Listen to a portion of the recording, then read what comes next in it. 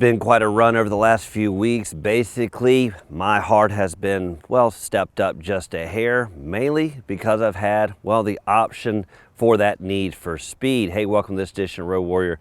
I'm your host, Grant Roberson. Now, the latest have been the M2 series from BMW, the McLaren, and, well, this week, not too shabby, the 2019 Chevrolet Corvette Grand Sport Edition. So just like the McLaren and even the BMW M2, those are all stylized silhouettes that pretty much everyone has come to know and love. Now, definitely all these vehicles have evolved over the years, and the Corvette, you could say, is far from whence it came, but still standard two-door, and you don't need me to sit here and describe its perfection that it has become. But one thing I have learned is, well, you can really get to know the vehicle when you, well, get around to washing it. And basically this week, with the pollen falling like it has, it's been all I can do to keep this red, well, looking so pretty. And what you'll find is, well, there's tons of nooks and crannies, lots of things that make this beauty look like it does, and, well, also makes it work.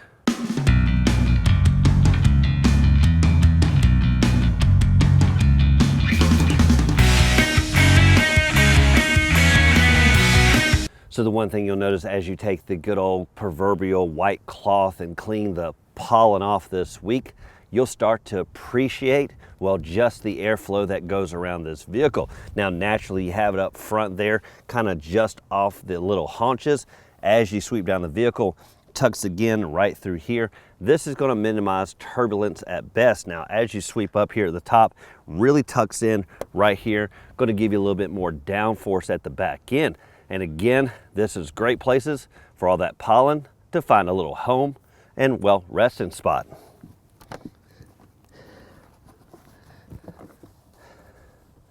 So as you can see, a lot of the dust and pollen collection, well, happens here at the right end after all these wide track tires really throw up the debris, and it all kind of collects here at the back. So one thing you want to do is definitely make sure the profile is looking quite well, and, well, don't forget, well, to polish the back side, because that's what everybody's going to see, well, as you pass by.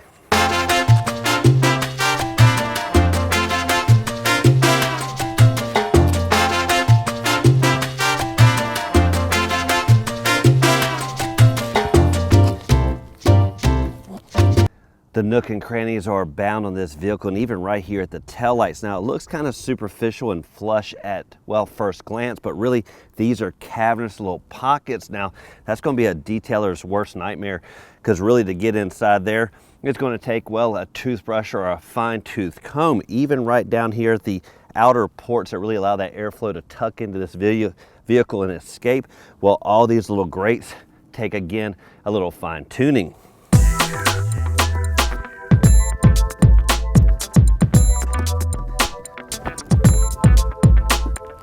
One area you also want to keep clean is the quad pipes here at the back end, because after all, they definitely will be heard and, well, they'll want to be seen.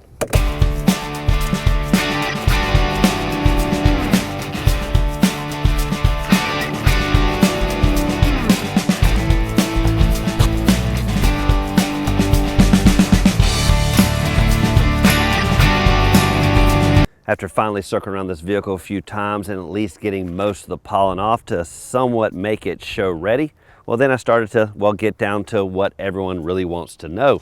What lies beneath there, and, well, how big is this bad boy? Now, what you're going to see is around about 176 inches long, 106-inch wheelbase. As for width, around about 6 feet, and height, about 4 feet tall. Now, just for scale purposes, I'm 6 foot 2 inches, and people say I tend to make everything look a lot smaller. Well, it just is really low. And where that really translates to is getting in the vehicle. Now, again, I mentioned, and, well, tooting my own horn, just a few weeks back, I did test out the 2019 McLaren 720S, and, well, what that had was those cool butterfly-like doors that really kind of lifted up out of the way. So when I got this, I kind of got used to that supercar prowess.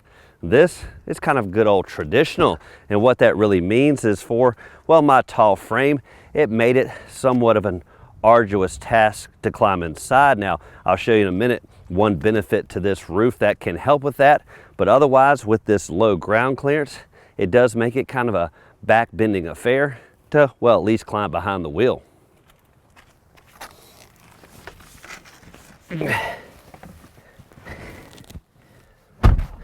Now, by no means am I suggesting that these doors should be redesigned to swing up versus swing out, but one thing I found is that they are kind of a huge door, basically really opening quite wide. Now, that is helpful, of course, in a big open area like this, but in the traditional driving areas, parking lots, and so be it, well, this is really crimped to about there. And once you start to kind of squeeze in that manner, well, I just, well, found it somewhat difficult to even, well, get inside at all.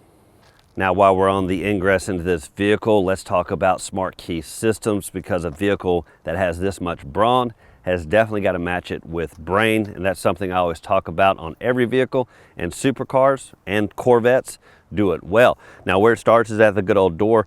No traditional key here, but instead just a little crevice that you reach in, feel kind of the rubber grip, and press once. That's going to unlock with ease. The passenger does it just the same. Now, what's interesting on vehicles like this, traditionalists are looking for a good old handle, but thankfully, to help keep everything nice and sleek, well, those are long gone. And if you have a novice come up and just can't figure out how to climb inside, well, maybe they shouldn't take a ride at all.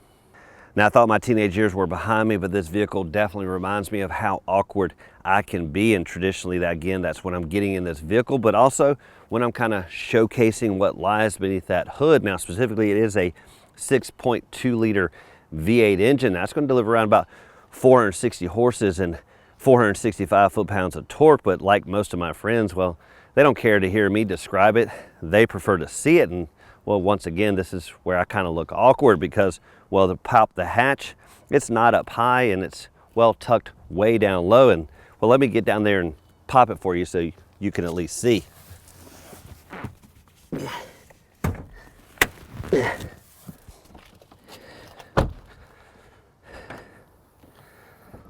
Oops, sorry again. Let's come around this side.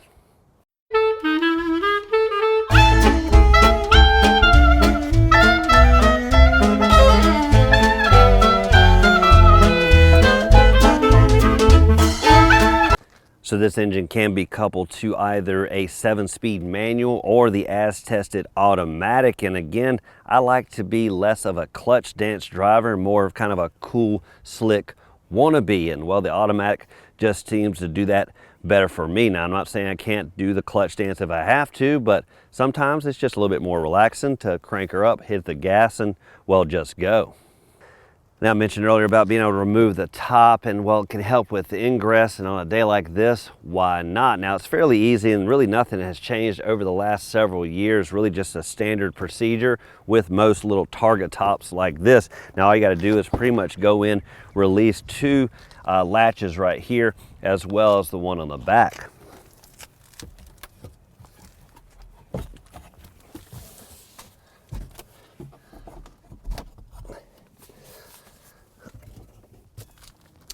Now, once you unlatch it, what's great is this is really a nice light material and really comes out with ease. Just kind of pivot it back to the back, get a nice center point with your arm and easily bring it out. Now, of course, you want to handle with care because, of course, this is good old body color paint, and any scrapes and dings, should you drop it, will definitely be noticeable. Now, let's see where the actually resting spot is so you can take this thing down the road.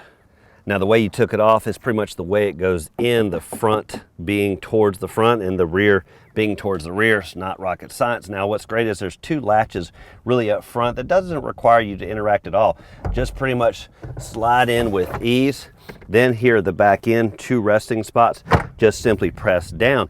Now, what's interesting is I actually went to take this out again to put it back, and I kind of looked for like a lock release or whatever. What's great, real easy to do, just simply tug just one time, easily releases, and it pulls right out. But what's great is with it in place, there's actually still cargo room below this, holds all your items, and you can close it right up.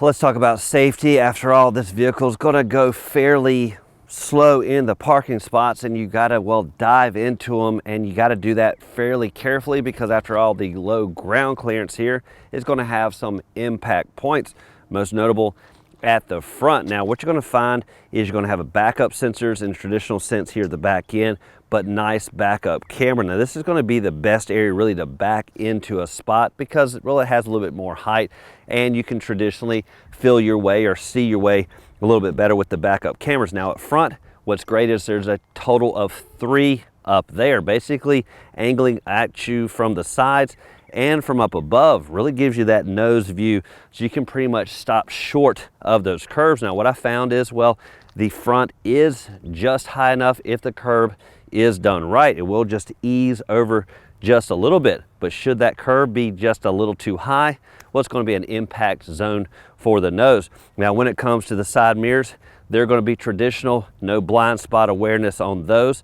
But one area I do like is right here at the fill up. Now, this may seem simple, but it does lock with the vehicle. When the vehicle is locked, it is nice and secure, because again, that could be an Achilles heel for anyone who wants to, well, cause you problems. But of course, when the vehicle unlocks, it unlocks with ease, and even better, it does have a capless system, making fill-ups, again, less awkward for this, well, awkward guy.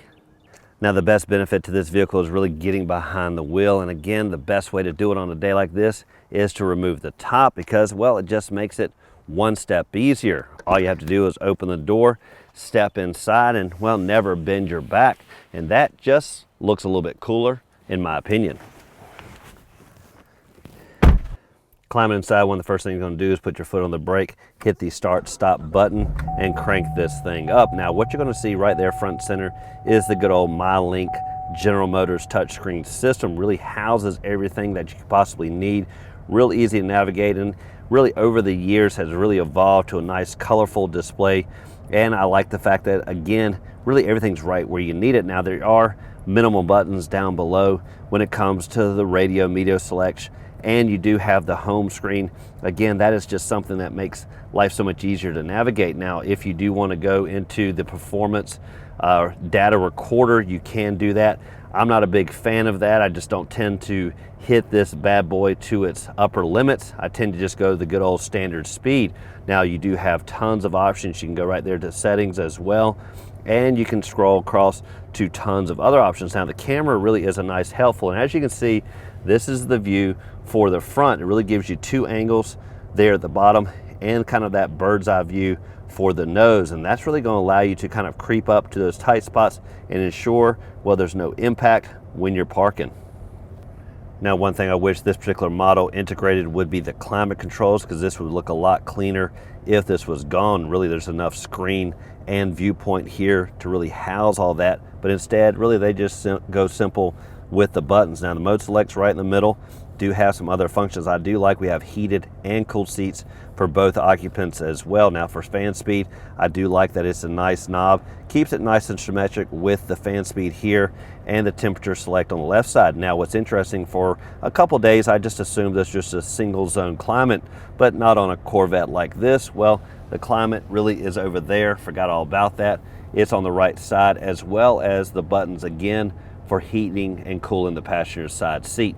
Now, while the manual is a 7-speed, the automatic is an 8-speed, and to treat it like a clutch dance, simply tap it down. Now, there is no traditional shifting with the gear shifter here, but instead the paddle shifters here on the steering column. Basically select here on the up gear on the right and downshift here on the left.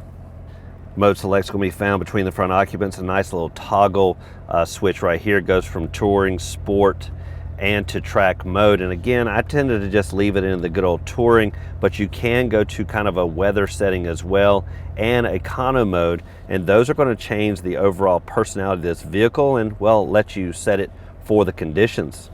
Between the front occupants, you will find this dual cup holder. Now, interestingly, this does have a divide that can be removed, and I assume it's for maybe bigger items like a phone or whatever. Now, what I'd prefer is maybe a different setup here because, well, a drink here, specifically like a coffee, just gets slung around, and with kind of the bumpiness and road harshness that's associated typically with a sports car, well, the drink just seems to slosh around and, well, get all in here. Now, removing this does help with cleanup, but I prefer, well, just kind of something a little different in design. Between the center occupants is a huge, nice center console, nice and padded for elbow support. Now inside, you're gonna find a typical shallow tray, but it does have a nice power supply and 2 USB connections. So this really allows for some nice storage for your electronics while they charge and connect. The gauge cluster combines the old with the new analog speedometer on the left with a digital combo in the middle with the tach across the top. And really that allows you to be alert and to see those RPMs climb, as does the speed. Now on the right, of course, the big P is your gear selection, and you can see that as you trip through too. Now even better, all this is translated on a heads-up display, reflects there on the windshield. One other little niche area if you need to look for it is, well, behind the screen. Simply press that right there and you will find a little storage with connectivity. So if you do need to leave the top open and you need to run in real quick, you could put your valuables in here and close it right up. If someone hasn't ridden this vehicle in a while, they're going to have a problem getting in and out because, well, it's non-traditional in the sense of a handle, but instead electronic release. You'll see it in the form of this button right here. Most of the people that got inside, well, just couldn't figure that out, but this has been out for several years. Now in a pinch, should everything fail, you will find an emergency release here by the driver and passenger. Simply pull it up and it will manually release the door. Now it does for this edition Road Warrior in a test drive behind the wheel of the 2019 Chevrolet Corvette Grand Sport Edition, a vehicle that really took my attention and, well, also took a lot of other people's attention, and with that comes great responsibility. Not in the fact of, well, making sure you go 0 to 45, but actually keeping her clean. And, well, that's something I came to love and, well, hate because, well, it just required so much attention during this week. You don't want to go down the road with pollen infested all around this, and, well, you got to keep that cloth handy, and, well, all the nooks and crannies just required almost a pit crew to, well, get in there.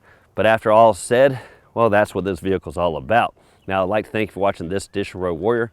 Keep both hands on the wheel and eyes straight ahead.